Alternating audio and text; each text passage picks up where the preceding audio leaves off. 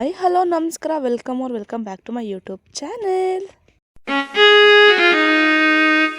ಇವತ್ತಿನ ಭಾನುವಾರದ ವ್ಲಾಗ್ನಲ್ಲಿ ನಾವು ಪುಷ್ಪಾ ಆಂಟಿಯವರ ಹೊಲದಲ್ಲಿ ಹೇಗೆಲ್ಲ ಚಿಕನ್ ತಂದೂರಿ ಮಾಡಿದ್ದೀವಿ ಗೊತ್ತಾ? ನೋಡಿ, ಎಂಜಾಯ್ ಮಾಡಿ. ಇನ್ನು ಬೆಳಗ್ಗೆಯ ಬ್ರೇಕ್ಫಾಸ್ಟ್ ನಮಗೆ ಆಂಟಿ ಇಷ್ಟೆಲ್ಲ ಪ್ರಿಪೇರ್ ಮಾಡ್ಕೊಂಡು ಬಂದಿದ್ರು.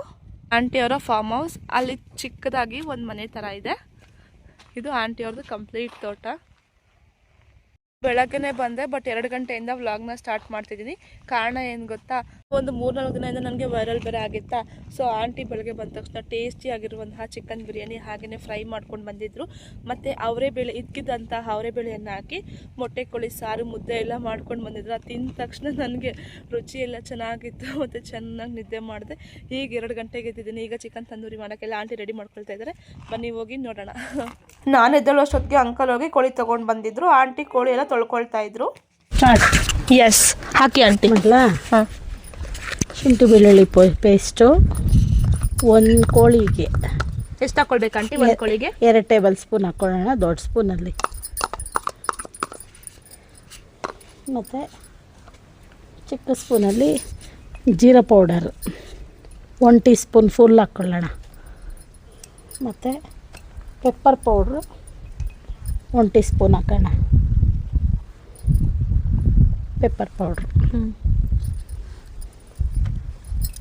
ಮತ್ತು ಅರಿಶಿನ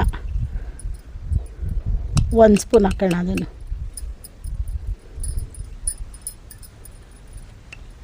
ಮತ್ತು ತಂದೂರಿ ಮಸಾಲ 2 ಸ್ಪೂನ್ ಹಾಕ್ಕೊಳ್ಳೋಣ. ಆ್ಯಕ್ಚುಲಿ ಇದು ಎಷ್ಟೊಂದು ಜನ ಹಾಕಲ್ಲ ಆಂಟಿ. ಮೇನ್ ಇರೋದೇ ತಂದೂರಿ ಮಸಾಲನೇ ಇದಕ್ಕೆ. ಎಷ್ಟು ಜನ ವಿಡಿಯೋಸ್ ಎಲ್ಲ ನಾವು ಅಬ್ಸರ್ವ್ ಮಾಡಿದ್ದೀವಿ, ಹಾಕಿಲ್ಲ, ಯಾರು ಹಾಕಲ್ಲ. ತಂದೂರಿ ಮಸಾಲ ಹಾಕಿ ಆಮೇಲೆ ಟೇಸ್ಟ್ ಮಾಡಿ ಹೆಂಗಿರುತ್ತೆ ಅಂತ ಹೇಳಿ ಕಮೆಂಟ್ ಮಾಡಿ. ಫ್ಲೇವರ್ ಆ್ಯಡ್ ಆಗುತ್ತೆ. ಎಕ್ಸ್ಟ್ರಾ ಫ್ಲೇವರ್ ಆ್ಯಡ್ ಆಗುತ್ತೆ. ಮತ್ತು ಈ ಫ್ಲೇವರ್ ಆ್ಯಡ್ ಆಗುತ್ತೆ. ಒಂದು ಚಾಟ್ ಮಸಾಲ ಯಾರು ಹಾಕಲ್ಲ, ನಾವು ಚಾಟ್ ಮಸಾಲ 1 ಸ್ಪೂನ್ ಆ್ಯಡ್ ಮಾಡ್ತಾಯಿದ್ದೀವಿ. ಚಾಟ್ ಮಸಾಲ ಹಾಕ್ಬಿಟ್ಟು ಆಮೇಲೆ ಟೇಸ್ಟ್ ಆಮೇಲೆ ತಂದೂರಿ ಮಾಡಿದ್ಮೇಲೆ ಆಮೇಲೆ ಹೇಳ್ರಿ. ಕಮೆಂಟ್ ಸೆಕ್ಷನಲ್ಲಿ ಕಮೆಂಟ್ ಮಾಡಿ ತಿಳಿಸಿ ಗೈಸ್. ಇದನ್ನು ಹಾಕಬೇಕಾಗುತ್ತೆ. ಚಾಟ್ ಮಸಾಲ, ತಂದೂರಿ ಮಸಾಲ ಮೇನ್ ಇರೋದೇ ಇದಕ್ಕೆ ಇದು. ಆಮೇಲೆ ಸ್ವಲ್ಪ ಆಯಿಲ್ 1 ಟೀ ಸ್ಪೂನ್ ಹಾಕೋಣ. ಲೆಮೆನ್ನು ಸ್ಕ್ವೀಸ್ ಮಾಡ್ಕೊಳ್ಳೋಣ. ಅರ್ಧ ಹೋಳ್ಬೇಕಾದ್ರೆ ಇಲ್ಲಾಂದ್ರೆ ಒಂದು ಫುಲ್ ಹಾಕ್ಕೊಳ್ಳೋಣ. ಒಂದು ಕೋಳಿ ಫುಲ್ ಅಲ್ವಾ, ಹಂಗಾಗಿ 1 ಲೆಮೆನ್ನು ಫುಲ್ಲು ಸ್ಕ್ವೀಸ್ ಮಾಡ್ಕೊಳ್ಳೋಣ. ಆಮೇಲೆ ಚೆನ್ನಾಗಿ ಮಿಕ್ಸ್ ಮಾಡೋಣ. ಸೊ ಈಗ ನೆಕ್ಸ್ಟ್ ನಾವು ಚಿಲ್ಲಿ ಪೌಡರ್ನ ಆ್ಯಡ್ ಮಾಡಿ 1 ಸ್ಪೂನ್ ಹಾಕ್ಕೊಳ್ಳೋಣ. ಖಾರ ತಂದೂರಿ ಮಸಾಲಲ್ಲಿ ಉಪ್ಪು ಮತ್ತು ಖಾರ ಎರಡೂ ಆ್ಯಡ್ ಮಾಡಿರ್ತಾರೆ. ನಮಗೆ ಎಕ್ಸ್ಟ್ರಾ ಖಾರ ಬೇಕು ಅಂದರೆ ಇನ್ನು 1 ಸ್ಪೂನ್ ಎಕ್ಸ್ಟ್ರಾ ಖಾರ ಹಾಕ್ಕೊಳ್ಳೋಣ. ಚಿಲ್ಲಿ ಪೌಡ್ರ್ 1 ಸ್ಪೂನ್ ಹಾಕ್ಕೊಳ್ಳೋಣ. ಚಿಲ್ಲಿ ಪೌಡ್ರ್ ಇನ್ನೊಂದು ಸ್ಪೂನ್ ಹಾಕ್ಬಿಡೋಣ ಖಾರಕ್ಕೆ. ಸ್ವಲ್ಪ ದೊಡ್ಡದಲ್ವ ಕೋಳಿ, ನಮಗೆ ಖಾರ ಸ್ವಲ್ಪ ಜಾಸ್ತಿ ತಿಂತೀವಿ, ಹಂಗಾಗಿ 2 ಟೀ ಸ್ಪೂನು ಚಿಲ್ಲಿ ಪೌಡ್ರ್ ಹಾಕ್ಕೊತೀವಿ. ಇನ್ನೊಂದು ಹಾಕಿ ಸುಷ್ಮಾ. ಇಷ್ಟು ಮೊಸರು, ಒಂದು 5 ಸ್ಪೂನ್ ಅಷ್ಟು ಮೊಸರು, ಮತ್ತು 1 ಮೊಟ್ಟೆ ಮಿಕ್ಸ್ ಮಾಡಿ ಹಾಕಿ ಅದಕ್ಕೆ. ಮತ್ತು 1 ಮೊಟ್ಟೆ ಆ್ಯಡ್ ಮಾಡ್ಕೊಳ್ಳೋಣ.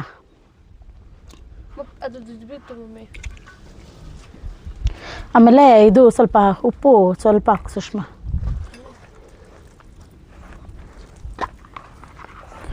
ಉಪ್ಪು ಸ್ವಲ್ಪ ಹಾಕ್ಕೊಳ್ಳೋಣ. ಆಲ್ರೆಡಿ ತಂದೂರಿಯಲ್ಲೇ ಸಾಕು. ಸ್ವಲ್ಪ ಉಪ್ಪು ಹಾಕ್ಕೊಳ್ಳೋಣ, ಜಾಸ್ತಿ ಆಗಿಬಿಡುತ್ತೆ. ಇನ್ನೊಂದು ಕಮ್ಮಿನೇ ಹಾಕೋಣ, ಹಾಕ್ಬಿಡು. ಸಾಕು ಬಿಡಮ್ಮ.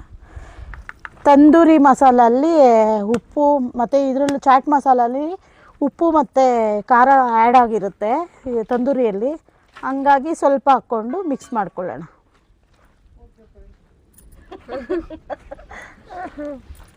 ಚೆನ್ನಾಗಿ ಮಸಾಲಾನ ಈ ಥರ ಮಿಕ್ಸ್ ಮಾಡ್ಕೊಳ್ಳೋಣ.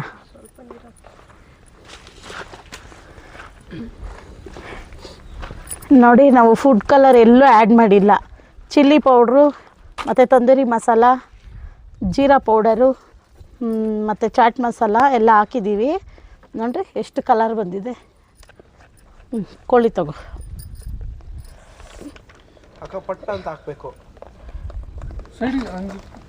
ಎಲ್ಲನೂ ಚೆನ್ನಾಗಿ ಎಲ್ಲದಕ್ಕೂ ಮಸಾಲ ಈ ಥರ ಆ್ಯಡ್ ಮಾಡೋಣ. ಮಿಕ್ಸ್ ಮಾಡಿ ಎಲ್ಲ ನೋಡಿರಿ ಈ ಥರ ನಾವು ಎಷ್ಟು ಕ್ಲೀನಾಗಿ ಹಚ್ಕೊಳ್ತೀವೋ ಅಷ್ಟು ಚೆನ್ನಾಗಿರುತ್ತೆ. ನಾವು ಎಷ್ಟು ಚೆನ್ನಾಗಿ ಈ ಕೋಳಿಗೆ ಮಸಾಲೆಯನ್ನ ಹಚ್ಕೊಳ್ತೀವೋ ಅಷ್ಟು ಟೇಸ್ಟಿಯಾಗಿ ಅಷ್ಟು ಸಖತ್ತಾಗಿರುತ್ತೆ ಚಿಕನ್ ತಂದೂರಿ. ನೀವು ಕೋಳಿಯನ್ನ ತಗೊಳಕ್ಕೆ ಹೋದಾಗ ಚಿಕನ್ ಅಂಗಡಿಯವ್ರಿಗೆ ಹೇಳಿದ್ರೆ ಅದ್ರಲ್ಲಿ ಕಾಣ್ತಿದೆ ಅಲ್ವಾ ಚಿಕನ್ ಮೇಲೆ ಲೈನ್ಸ್ ಆತರ ಕಟ್ ಮಾಡಿ ಕೊಡ್ತಾರೆ.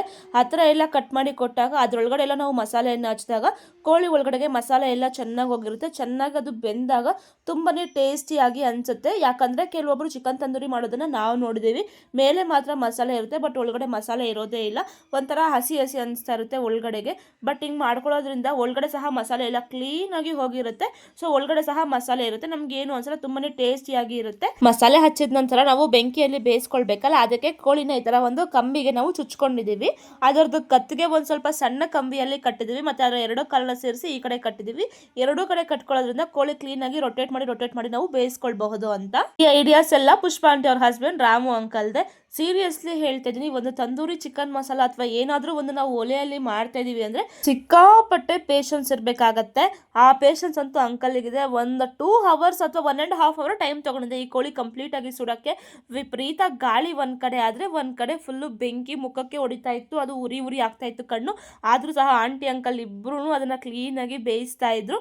ಮತ್ತೆ ಇದಕ್ಕೆ ಒಂದ್ 15 ನಿಮಿಷ 20 ನಿಮಿಷ ಬಿಟ್ಟು ಆಯಿಲ್ ನ ಸ್ಪ್ರೇ ಮಾಡ್ಕೊಳ್ತಿರ್ಬೇಕು. ನಿಜ ಇದು ವಿಡಿಯೋದಲ್ಲಿ ನೋಡೋರ್ಗೆ ತುಂಬಾನೇ ಸುಲಭ ಅನ್ಸುತ್ತೆ, ಬಟ್ ನಾವೇ ಓನ್ ಆಗಿ ಮಾಡ್ತೀವಲ್ಲ ಆಗ ಎಕ್ಸ್ಪೀರಿಯನ್ಸ್ ಆಗುತ್ತೆ ಎಷ್ಟು ಕಷ್ಟ ಇರುತ್ತೆ ಒಂದು ಚಿಕನ್ ತಂದೂರಿಯನ್ನ ಅದು ಸಹ ಈ ತರ ಬೆಂಕಿಯಲ್ಲಿ ಸುಡೋದು ಅಂತ.